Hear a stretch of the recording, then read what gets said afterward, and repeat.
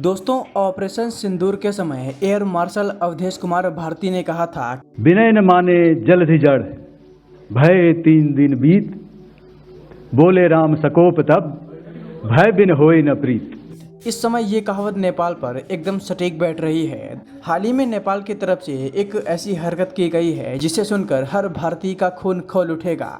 भारत के पड़ोस में ये छोटा सा देश भारत को नीचा दिखाने की काफी लंबे समय से कोशिश करता आया है, लेकिन इस बार तो इसने लिमिट क्रॉस कर दी है। एक तरह से ये भी कहा जा सकता है कि नेपाल ने भारत की बेइज्जती की है, और ये काम नेपाल के कोई छोटे मोटे लीडर ने नहीं बल्कि नेपाल के प्राइम मिनिस्टर बालेन शाह ने किया है। लेकिन अब सवाल ये है कि बालेन शाह ने ऐसा क्या किया और क्यों किया, तो चलिए पूरी खबर आपको इस वीडियो में विस्तार में बताते हैं। दोस्तों, नेपाल एक ऐसा देश जो हर तरह से भारत पर निर्भर है। यहाँ तक कि जब भारत अपना बजट तैयार करता है तो उसमें से एक मोटा पैसा नेपाल को दिया जाता है।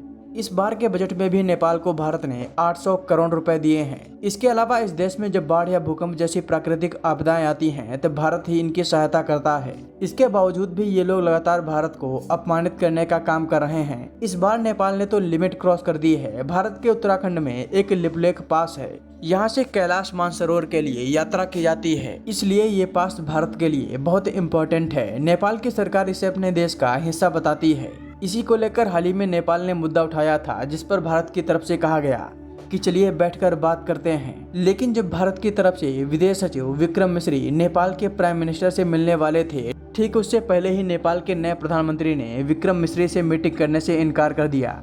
इससे पहले भारत के साथ इस तरह का व्यवहार किसी भी देश ने नहीं किया था। किसी देश के प्रतिनिधि को ये बोल देना कि बराबर के व्यक्ति को हमसे बात करने के लिए भेजो, हम आपसे बात नहीं करेंगे, ये अपने आप में बहुत उकसाने वाली चीज़ है। अगर आपको याद हो, जब विक्रम मिश्री बांग्लादेश गए थे उस समय मोहम्मद यूनुस के साथ मीटिंग के दौरान पीछे भारत का झंडा नहीं लगा था। उस पर ही बहुत बवाल हो गया था, लेकिन नेपाल ने तो मीटिंग करने से इनकार कर दिया। भारत के विदेश सचिव विक्रम मिश्री कई जगह भारत को रिप्रेजेंट कर चुके हैं। ये व्लादिमीर पुतिन, अमेरिकी राष्ट्रपति जो बाइडेन से भी मुलाकात कर चुके हैं। लेकिन नेपाल ने ये कहने की कोशिश की है कि हम सीधे प्राइम मिनिस्टर मोदी से बातचीत करेंगे। नेपाल में इस समय जो प्राइम मिनिस्टर हैं, जिनका नाम बालेन्द्र शाह है, वो कई बार भारत विरोध के कारण चर्चा में रह चुके हैं। इनकी ये फोटो देखिए। इन्होंने एक समय पर अपने ऑफिस में ये ग्रेटर बांग्लादेश का मैप लगा रखा था और भारत के उत्तर प्रदेश और उत्तराखंड के कई हिस्सों को अपना बताने की कोशिश की थी। दोस्तों, यहाँ पर मैं आपसे पूछता हूँ कि क्या ऐसे देश को अपने बजट से 800 करोड़ रुपए देने चाहिए जो भारत हर साल अपने बजट में देता है?